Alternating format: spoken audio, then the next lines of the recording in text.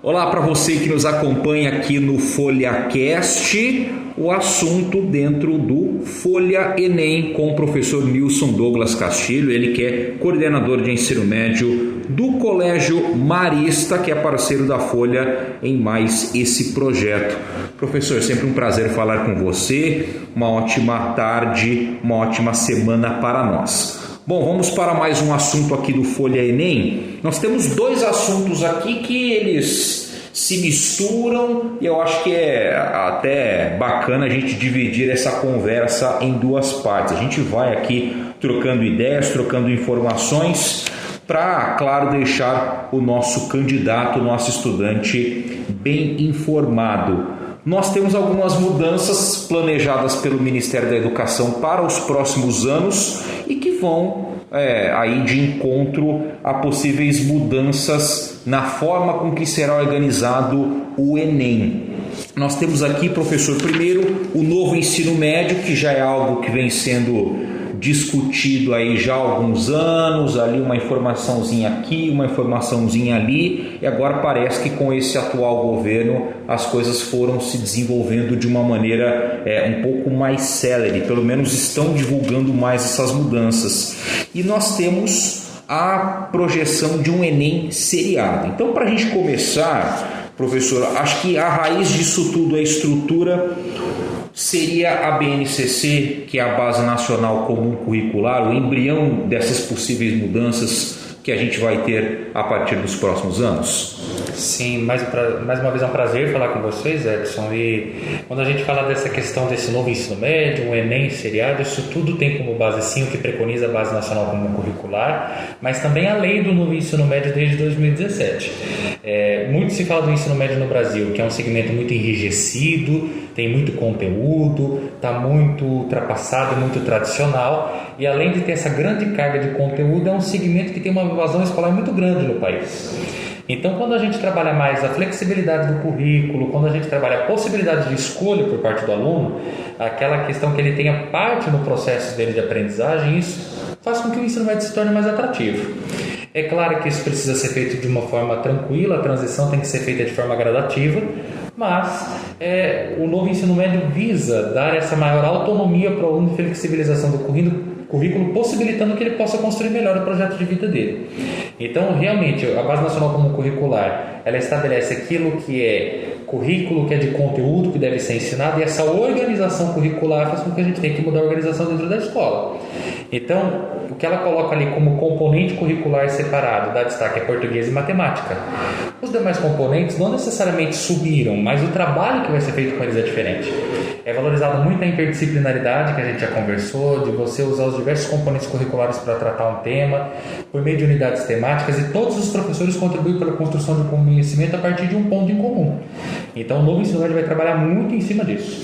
Então, quer dizer, Nilson, que o governo, o Ministério da Educação, eles constataram que um dos principais motivos dessa evasão escolar é que o aluno, então, ele não se sente, digamos, dono do seu destino, ele não consegue decidir qual rumo que ele vai querer nessa parte acadêmica? O aluno ele quer ser ouvido, ele quer ser protagonista, principalmente o adolescente na fase de ensino médio, ele quer muito disso. E essa evasão escolar acontecia porque o ensino médio ele virou um segmento para concorrência mercadológica muito forte. Então a gente vê que ele vira moeda de troca para poder ter alunos dentro de escolas privadas, por exemplo. Então quanto mais resultados se tem no ensino médio, mais a escola é melhor ou produz mais. E o que não necessariamente é verdadeiro. É claro que todos esses processos seletivos comprovam a qualidade da escola de forma alguma, a gente quer desmerecer isso aí. Mas não é só isso que uma escola faz. Então o ensino médio também precisa ter um outro caráter. Isso já foi discutido desde o período que eles quiseram tirar o ranking do Enem. Então o próprio governo já não divulga mais o ranqueamento entre as escolas. Justamente para não criar tanto essa rixa, porque olhar a educação número pelo número e não entender que é uma relação humana é algo muito... É vulgarizar o papel que a escola pode exercer na vida de algum aluno. Mas, por exemplo, Nilson, eu acompanhei muito pouco com relação ao novo ensino médio, mas imagino que essas mudanças se baseiam em países, por exemplo, da Europa, se eu não me engano, Alemanha ou outros países, que o IDH é maior e com certeza o IDEB, que é feito aqui no nosso país, tem algum tipo de relação. A pergunta que eu faço é a seguinte: esse é o principal ponto de mudança que deve ser feito nesse momento mesmo no que diz respeito à educação aqui no nosso país? É realmente mudar o ensino médio, esse formato que o nosso país ele vai elevar de patamar nessa área? Não necessariamente, porque você mudar um único segmento da educação básica não garante melhores resultados. É preciso haver uma reestruturação da educação básica como um todo. Eu trago sempre como exemplo alguns municípios que têm notas muito altas no IDEB, nos Índices de Desenvolvimento da Educação Básica. Escolas do Ceará, se eu não me engano. Principalmente as escolas do Ceará, ali naquela região do Nordeste. Qual que é o segredo delas? É trabalhar para que o aluno aprenda. Então eles estão preocupados com a aprendizagem do aluno. Não necessariamente se eu dei determinado conteúdo. A gente vem de uma tradição de que eu tenho que dar conteúdo, eu tenho que ensinar até o fim a gramática, eu tenho que ensinar até o fim a álgebra matemática. Mas se o aluno não aprendeu, por que eu vou continuar o conteúdo? Não vou fazer algo para retomar. Não vou trabalhar pela gestão das aprendizagens. Então, o segredo de qualquer segmento é ter gestão pela aprendizagem. Olhar aquilo que o aluno realmente não aprendeu e focar para que ele possa ter oportunidade de aprender. Com a linguagem que ele possa atender, com a metodologia que seja próxima dele. Porque nós aprendemos de formas diferentes. A gente sabe disso. Tem um aluno que assiste videoaula, tem aluno que faz resumo, tem aluno que faz outros textos. E ele consegue lidar com diferentes formas de aprendizagem, diferentes modalidades. A gente também é assim. Tem gente que consegue estudar num lugar completamente barulhento. Outros não conseguem, porque cada um tem uma modalidade de aprendizagem. Então, trazer a personalização para a educação é o segredo em qualquer segmento para que haja sucesso. Então, não é um novo ensino médio, uma lei que é implementada sem mudar uma cultura dentro de um país que vai fazer com que os nossos índices subam. Então, é dispor de diversas formas de apresentar o conteúdo e daí deixar que o aluno opte para qual melhor ele se encaixa. Exato, e além disso tem que pensar no seguinte: se eu ainda mantenho um processo de acesso ao ensino superior baseado em algo completamente conteudista, com conteúdos que não necessariamente estão na base, se isso aparece no Enem e aparece no vestibular, de que adianta eu mudar o ensino médio se eu não estou dando acesso ao ensino superior? Então precisa mudar uma cultura de acesso ao ensino superior para que o ensino médio seja preparatório para isso. E também tem que quebrar um pouco dessa barreira de que uma pessoa só tem projeto de vida se ela tiver ensino superior.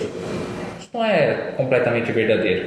É claro que nós queremos muito que os nossos alunos ingressem no ensino superior, mas agora vem muito com o novo ensino médio a questão da formação técnica.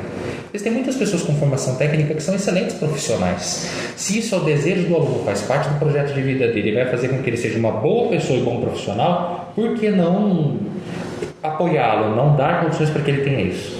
Então, quer dizer, essa parte do novo ensino médio não é uma garantia de que vai haver uma mudança de um dia para o outro, uma mudança totalmente efetiva, mas é uma alternativa válida. É uma alternativa válida, tanto que o governo está implementando, após um período de pandemia, em que houve um déficit de conteúdo muito grande em qualquer aluno de qualquer instituição. O Enem não vai mudar por enquanto, não há nenhum sinal disso muito forte. Assuntaram um pouco disso no ano passado, mas perceberam que talvez não fosse a hora. E a implantação desse novo ensino médio vai ser gradativa. Então esse período de implementação é que vai dar algumas respostas para nós. E eles estão projetando aqui para 2024, se não teve mudança. Exato. Você acredita que é um tempo considerável? Eles estão pensando no fechamento de ciclo, então primeiro, segundo e terceiro, 22, 23 e 24, para que a turma que entre na primeira série ano que vem possa fechar o ciclo do ensino médio dessa nova forma. E aí em 2024 todas as escolas terão que inserir, porque até 2024 a gente vai ter alunos ainda do modelo antigo de ensino médio. E a escola precisa garantir que os alunos que estão na primeira ou na segunda série hoje possam terminar o ensino médio da mesma forma que começaram. Entendi. Para não ficar descompassado. Exatamente. O aluno não pode ter currículos diferentes. Isso precisa ser respeitado. E por isso também que os processos seletivos, nos vestibulares, o Enem, talvez estão pisando um pouco o pé no freio antes de trazer um Enem seriado, porque haverá um período de transição. Inclusive, essa lei que implantou aqui o novo ensino médio, que é a lei de 2017, ela não cita nada sobre o Enem, né? Não, ela não vem citando nada sobre o Enem. Ela vem falando de uma organização curricular e de rotina do aluno do ensino médio, de carga horária, aumento de carga horária, é isso. Mas sobre o Enem seriado, ela não vem trazendo nada, porque uma coisa não está atrelada necessariamente à outra. Levou, mas não que tenha sido feito de forma proposital um Enem seriado por conta do novo ensino médio. Isso contribuiu também. E o que a gente pode destacar mais de elementos dentro dessas características do novo ensino médio? Então, português e matemática eles vão continuar tendo esse protagonismo e os demais componentes curriculares eles serão mais equilibrados e daí fica na escolha do aluno. Essa metodologia que eu gostaria de entender melhor. Fica muito também, existe o que nós chamamos de formação geral básica, que são aqueles componentes curriculares que vão trabalhar os conteúdos específicos desses componentes. Então, desses, português e matemática aparecem com bastante força. Porque não significa que filosofia e sociologia foram tirados do currículo. Existem conteúdos que são específicos deles. Então, ao longo do ensino médio, os 13 componentes do ensino médio, as matérias, para ficar mais fácil de entender, ou disciplinas, e a gente não usa mais esses nomes, mas para ficar mais fácil de compreender, eles vão aparecer na formação geral básica. Então, por exemplo, eu posso ter filosofia só na segunda série, eu posso ter filosofia só na terceira série, mas eu estou dizendo isso separadamente, enquanto componente. Então tem o que a gente chama de formação geral básica. Outra parte da carga horária é o que a gente vai chamar de itinerários formativos.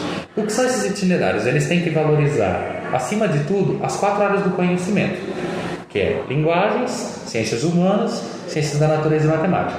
Nessas 4 grandes áreas eu vou ofertar aulas para os alunos que estejam relacionadas a esses componentes que compõem cada uma das áreas de forma interdisciplinar. Tanto que a base já coloca uma unidade temática que pode ser trabalhada. Então eu posso pegar ali uma unidade temática, um grande assunto, e a partir dele ver como é que a química, a física e a biologia tratam aquilo ali. Mas lembra, não é aquela coisa assim separadinha, só a química pela química, é como elas uma atravessam. Mas pode acontecer de determinado conteúdo ser especificamente de química. Pode, exatamente. Então vai exigir muito do professor saber fazer esse trabalho de mediação. Dentro do Paraná, inclusive nesses itinerários formativos, tem aquela parte flexível obrigatória, que é flexível, mas todos os alunos têm que fazer, e aí tem a parte eletiva, que é onde o aluno pode escolher o que fazer. Essa parte eletiva vai ficar a critério de cada instituição. Então aí vem a autoria da escola de poder entender o que são esses itinerários. Tanto a carga horária deles ali, que vem um pouco determinado pelo governo do estado, pelo governo federal, quanto de hora a gente tem que deixar para essa parte eletiva. E aí o aluno vai poder escolher o que fazer. Lembrando que dentro desses itinerários formativos, que são eletivos, tem que ter alguns preceitos.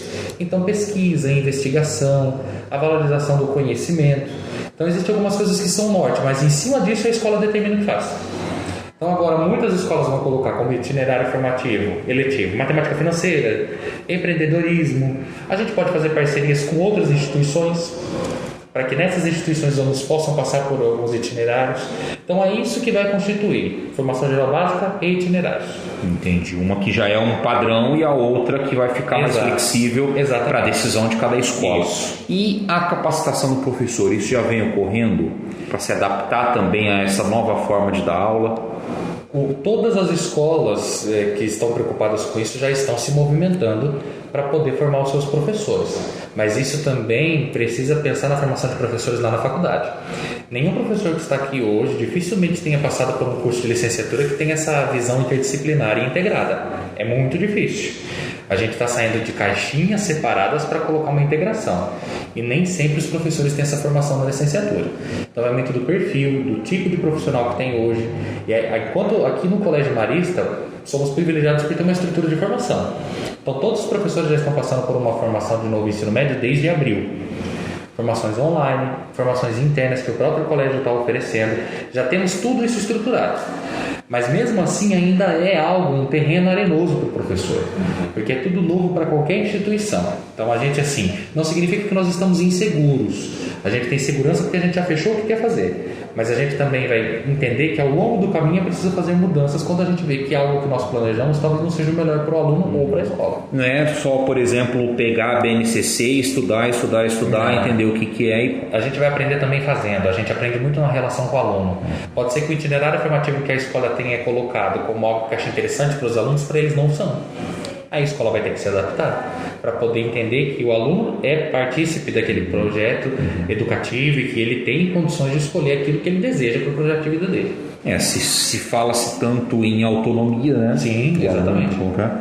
Bom, a gente tem aqui então essa lei, a 13.415/2017, esse cronograma do MEC para 2024.